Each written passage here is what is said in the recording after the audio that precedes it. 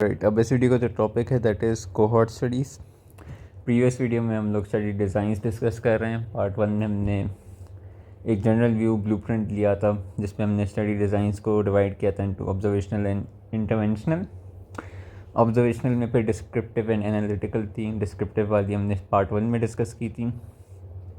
Then part 2 में हमने case control को डिस्कस किया। ठीक है, पार्ट 1 में हमने case report, case series as well as cross sectional जो स्नैपशॉट स्टडी होती है उसको डिस्कस किया। दैन केस कंट्रोल को डिस्कस कर रहे थे तो हमने बोला था कि केस कंट्रोल वो ऐसी स्टडी है जिसमें हम लोग के पास आउटकम होता है और हम लोग बैक इन टाइम जाके उसका एक्सपोजर देख रहे होते हैं। ठीक है, बिलफर्स लंग कैंसर के पेशेंट्स में हम लोग स्मोकिंग की प्रेजेंस देखते हैं क्योंकि स्मोक करते थे या नहीं करते थे वगैरह जो भी है। तो ये हमारे पास क्या आ गया, केस कंट्रोल हो गई। ठीक है, अब हमारे पास जो अगली स्टडी है that is the cohort study.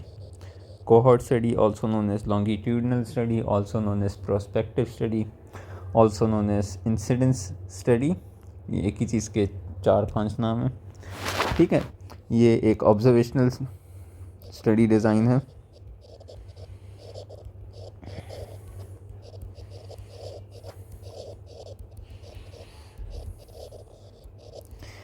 ठीक है, in which a specific group is followed over time and classified on basis of exposure. ठीक है, and follow to determine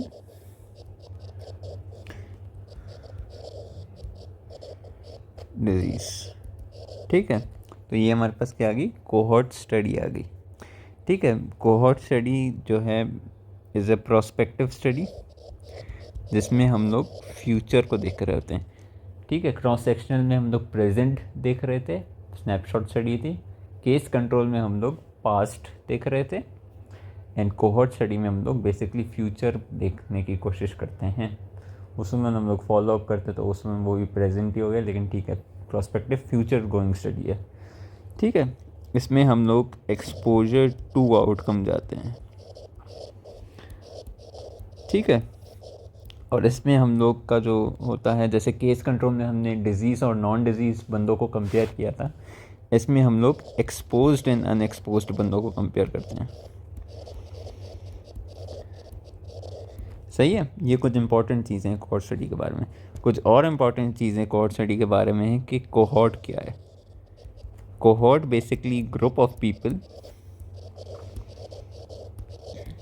sharing common experience over a defined period of time.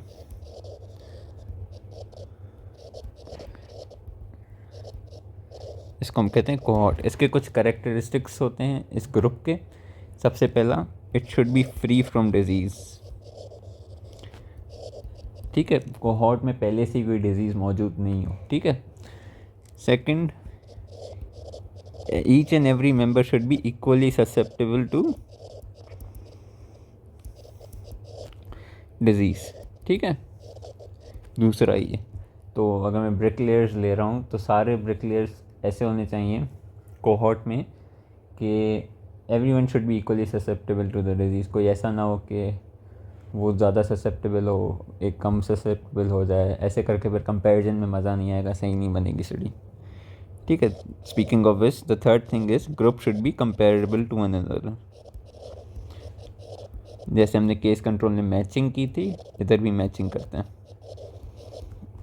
ठीक है, and the last thing जो cohort study का उसूल characteristic है, pre indication है वगैरह, डायग्नोस्टिक क्राइटेरिया और डिजीज़ जो है वो पहले से हमें डिफ़ाइन करनी है।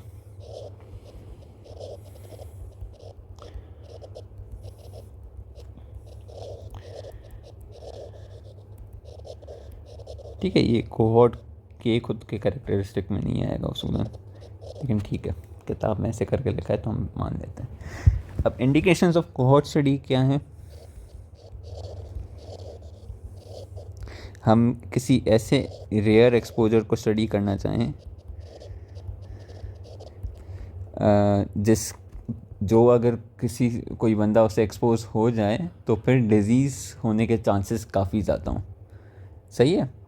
तो पहला एक ही इंडिकेशन है कि rare exposure but incidence of disease is high after being और अमंग एक्सपोज्ड। ठीक है, बिकॉज इसमें फिर रिजल्ट्स आना आसान हो जाते हैं। ठीक है।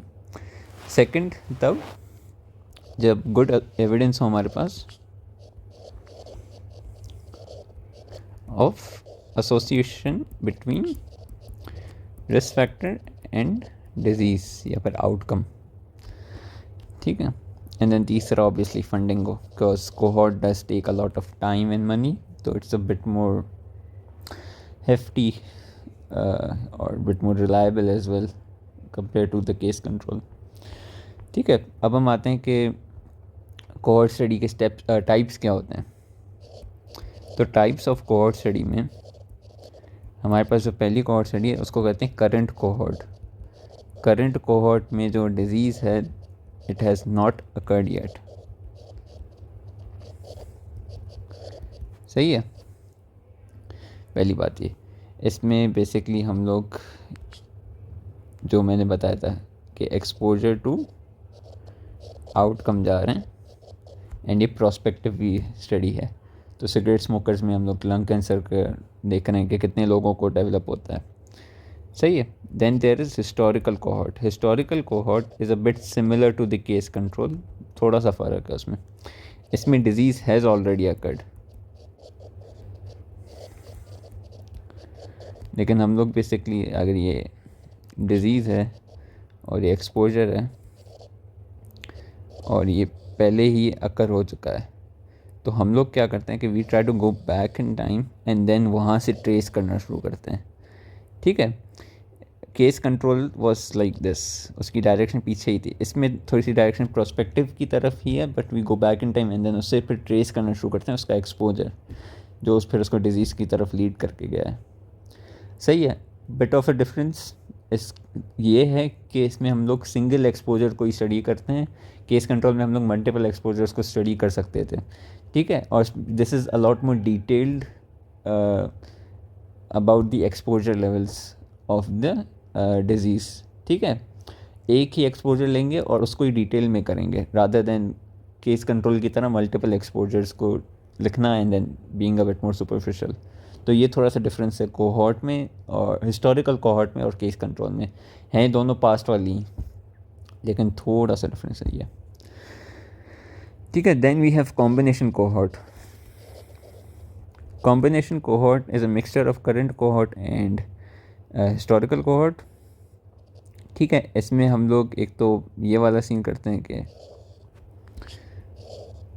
पास्ट वाला डिज़ीज़, पास्ट वाली रिस्क फैक्टर, एंड देन उसने डिज़ीज़ कॉज किया वो स्टडी करेंगे, एज वेल एज डिज़ीज़ की कोई फर्दर कॉम्प्लिकेशन हो रही है तो उसके लिए भी हम लोग फॉलोअप के लिए रखेंगे।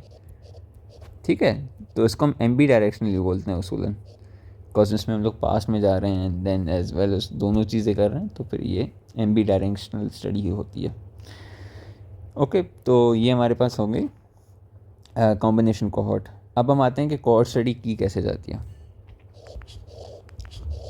Steps of cohort study.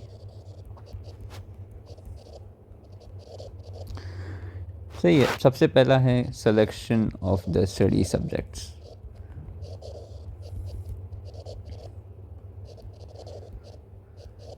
ठीक है। दैट इज़ जो हमारा कोहॉर्ट बनेगा उसका सेलेक्ट करना। अब ये हमारे पास जनरल पॉपुलेशन में से भी आ सकता है cohort. We can also have some special groups, जैसे ऑन स्पेसिफिक जॉब्स वगैरह के लिहाज से हम लोग ऑक्यूपेशन के लिहाज से कर सकते हैं, जैसे डॉक्टर्स, टीचर्स, या फिर एक्सपोजर ग्रुप्स के लिहाज से भी कर सकते हैं। बिलफर्ज अगर मुझे एक्सरेज़ के बारे में पढ़ना हो, उसके इफ़ेक्ट्स, तो फिर मैं रेडियोलॉजिस्ट को ले लूँगा। ठीक है। एज एन कोहॉर्ट ग्रुप तो मैं ग्रुप ऑफ रेडियोलॉजिस्ट को लूँगा, फिर उनको स्टडी करूँगा। तो ये थोड़ा सा मेरा स्टडी सब्जेक्ट्स ऐसे आ सकते हैं मेरे पास। जनरल पॉपुलेशन भी हो सकता है, स्पेशलाइज ग्रुप्स भी हो सकते हैं। ठीक है, उसके बाद मेरे पास आता है obtaining data on exposure.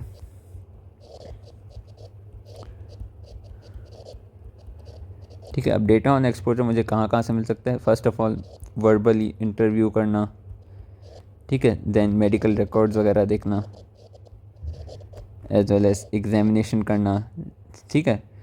Surveys are also good as well as labs, ठीक है। एंड इसमें कोहॉर्ट में इंपॉर्टेंस बहुत होती है फॉलोअप्स की, क्योंकि आप within definite period of time बार बार उनको बुलाते रहते हो, ये सारी चीज़ें उनसे करते हो, इंटरव्यू लेते हो, रिकॉर्ड्स देखते हो, उनके मेडिकल एग्जामिनेशन वगैरह करते हो, सर्वेस कर रहे होते हो, लैब्स देख रहे होते हो, उनकी सारी चीज़ें, ठीक है।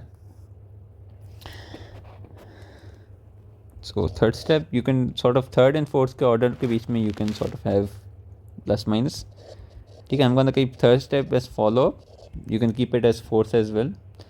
किताब में फोर्थ लिखा हुआ है फॉलो अप को, but canonically I feel like this is more sensible, ठीक है। तो regular follow up of the patient,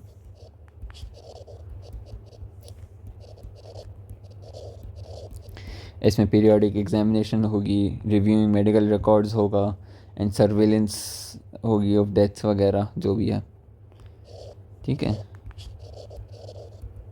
medical examination, medical records, ठीक है। एंड अगर लॉस ऑफ फॉलो अप हो जाए,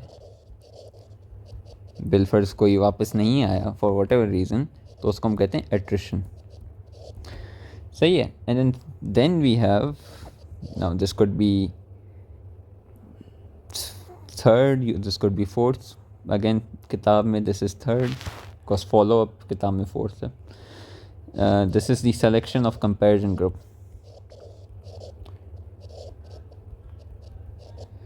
ठीक है। Once you have obtained data and significant amount of data, तो यू कैन कंपेयर इट, सही है। अब कंपेयर हम किससे कर सकते हैं? हम लोग इंटरनल कंपैरिजन कर सकते हैं। पहली बात, इंटरनल कंपैरिजन हम लोग तब करते हैं जब हमारे पास होते हैं डेटा होता है हमारे पास एक्सपोजर लेवल्स का, कि मुझे एग्जैक्टली पता है कि उसने कितने सिगरेट स्मोक किए हैं with in this time period. 1 साल भी हो सकता है, 2 साल भी हो सकता है, 3 साल, 4 साल, ठीक है, क्योंकि मैं फॉलो अप करता रहता हूँ। इसमें रिकॉल बायस क्यों नहीं होगा? क्योंकि मैं with in the periodic time उसको फॉलो अप कर रहा हूँ, तो रिकॉल बायस मिनिमम होगा, ठीक है। तो इसमें अब मैं उस कोहॉर्ट ग्रुप को डिवाइड, बिलफर्स मैंने स्मोकर्स का ग्रुप लिया होता, या फिर ब्रिकलेयर्स का लिया होता, उसमें स्मोकर्स का मैं लेता, सही है। तो फिर मैं उनमें ही internal comparison on the basis of वो कर सकता था कि 20 लोग ऐसे हैं जो 1 पैक इन अ मंथ पीते हैं, 20 लोग ऐसे, 30 लोग ऐसे हैं जो 4 पैक्स इन अ मंथ पीते हैं। ऐसे करते करते मैं उनको डिवाइड कर सकता हूँ on the basis of exposure levels, सही है। तो पहली कंपैरिजन ये होगी internal comparison, with in a group हम लोग कंपेयर कर सकते हैं। सेकंड कंपैरिजन जो होगी वो होगी एक्सटर्नल कंपैरिजन। एक्सटर्नल कंपैरिजन हम तब करते हैं जब data on exposure levels not present, ठीक है। इसमें फिर हमारे पास क्लासिकल आ जाता है, स्मोकर्स वर्सेस नॉन स्मोकर्स। अब ये नहीं पता कि स्मोकर्स ने कितना पिया और नॉन स्मोकर्स ने कितना, क्योंकि वो हमारे पास एक्सपोजर लेवल्स का डेटा नहीं है, ठीक है। बस हमने 2 ब्रॉड कैटेगरीज में डिवाइड कर दिया, स्मोकर्स वर्सेस नॉन स्मोकर्स, फिर उनका फॉलो अप करते रहेंगे, ठीक है। इसमें non smoker is an external group, and then internal group में स्मोकर आ गया। एंड देन तीसरा हम लोग वो भी कर सकते हैं विथ जनरल पॉपुलेशन रेट्स, ठीक है। उनके फिर डेथ रेट्स, मोर्टेलिटी रेट्स हम लोग जनरल पॉपुलेशन के रेट से कंपेयर कर सकते हैं, जो मैंने फिर measurement of occurrence of disease में पढ़ाया था, कंपेयर कैसे किया जाता है वगैरह। ओके, तो ये हमारे पास हो गए इसके steps. Then finally the last thing that is the analysis and interpretation of the data.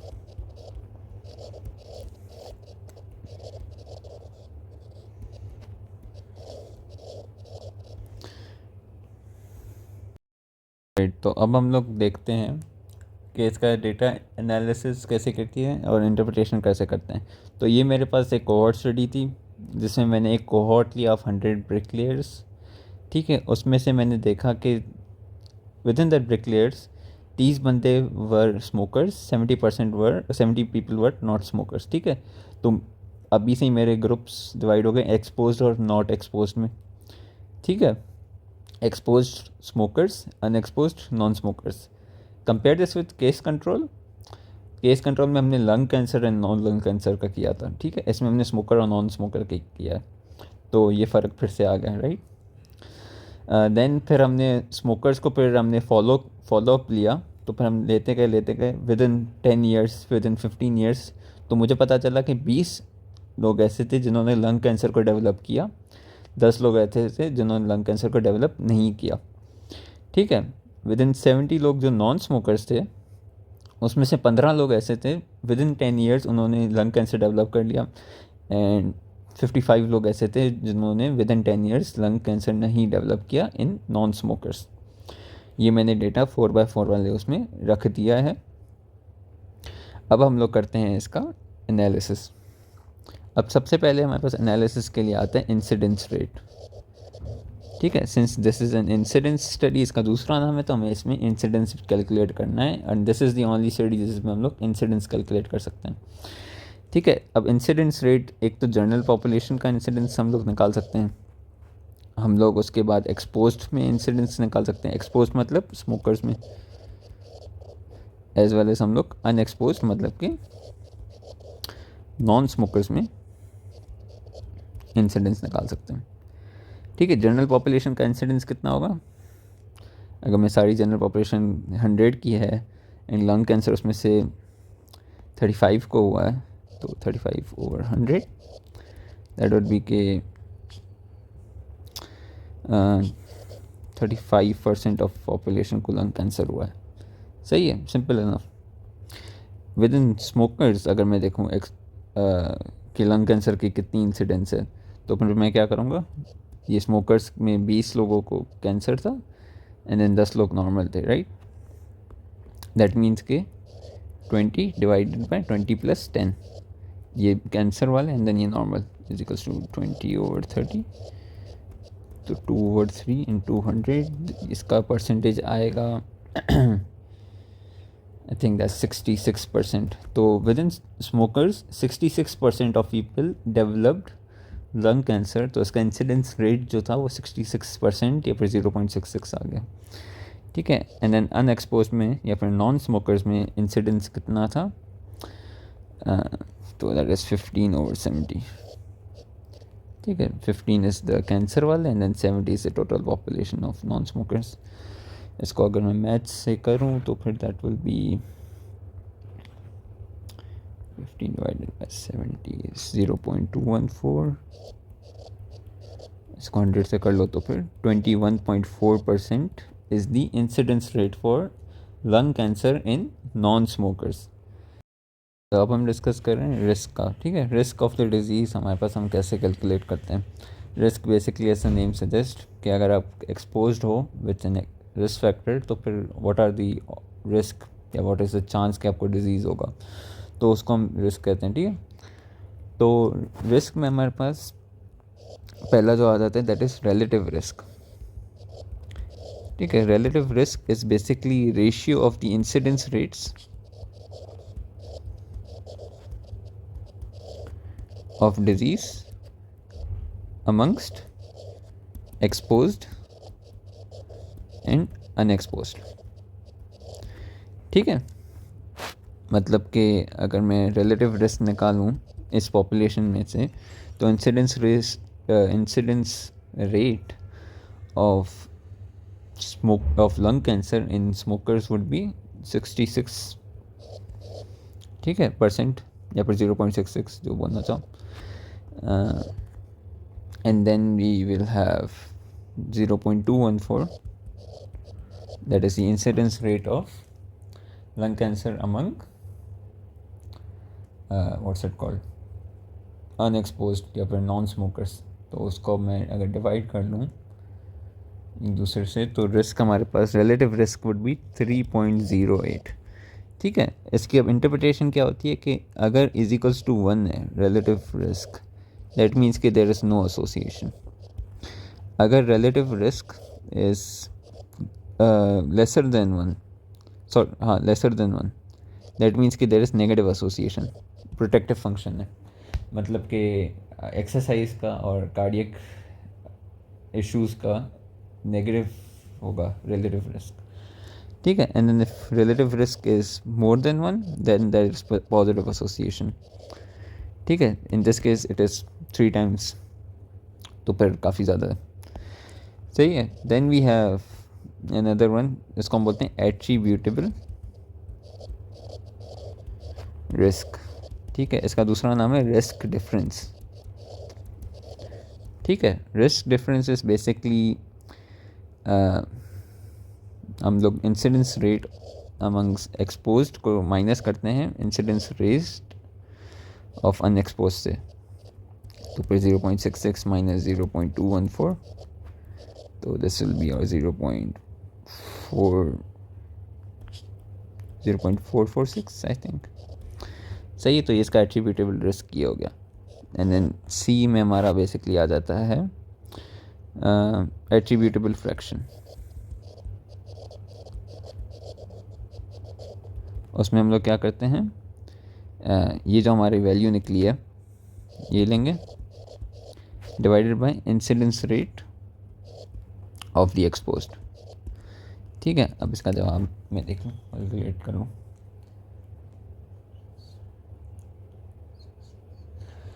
ठीक है। तो इसका जवाब आ रहा है 0.675, सही है। तो ये फिर हमारा एट्रीब्यूटेड फ्रैक्शन हो गया। तो ये this is all for analysis and interpretation for of cohort studies. और तो अब हम लोग डिस्कस करते हैं advantages and disadvantages of cohort. पहला, इंसिडेंस को कैलकुलेट कर लेते हो आप, ठीक है। रिलेटिव रिस्क का पता चल जाएगा, डोज रिस्पॉन्स का इससे पता चलेगा कि हम लोग उसमें एक्सपोजर का लेवल कैलकुलेट कर सकते हैं इन कोहॉर्ट, ठीक है। बायस इसमें कम होता है, और भी इसमें काफ़ी प्रोटेक्टिव फैक्टर्स का पता चल जाता है हमें। डिसएडवांटेज इसमें हमारे पास फंडिंग का मसला है बेसिकली, ठीक है। एंड देन उसमें टाइम ज़्यादा लगेगा और एक्सपीरियंस चाहिए, स्किल्ड वर्कर्स चाहिए वगैरह, ये सारी चीज़ें इसके डिसएडवांटेजेस हो गए हमारे पास, ठीक है। ये डायग्राम मुझे अच्छी लगी क्योंकि इसमें हमारे पास कंपेयर कर रहे थे क्रॉस सेक्शनल को कोहॉर्ट से एंड देन उससे केस कंट्रोल से, ठीक है। क्रॉस सेक्शनल में सिंगल टाइम पॉइंट पे था, केस कंट्रोल में हम लोग आउटकम ले रहे थे एंड देन हम लोग उसमें एक्सपोजर्स को देख रहे थे, ठीक है। कोहॉर्ट में हमने एक्सपोजर वाले पेपर लिए या फिर अनएक्सपोज लिए एंड देन उनका फिर आउटकम देखा, सही है। तो ये भी वही चीज़ है, इसमें प्रोस्पेक्टिव स्टडी है, देन रेट्रोस्पेक्टिव स्टडी, इसका बताया गया है कि फ्यूचर में एक जा रही है एंड देन एक पास में जा रही है, ठीक है, ठीक है। फिर फाइनली हमारे पास इनके केस कंट्रोल और कोहॉर्ट के बीच का डिफरेंस पूछते हैं अक्सर, तो फिर ये रीड कर लेना अपने आप से, खुद ही समझ में आ जाएगा अब।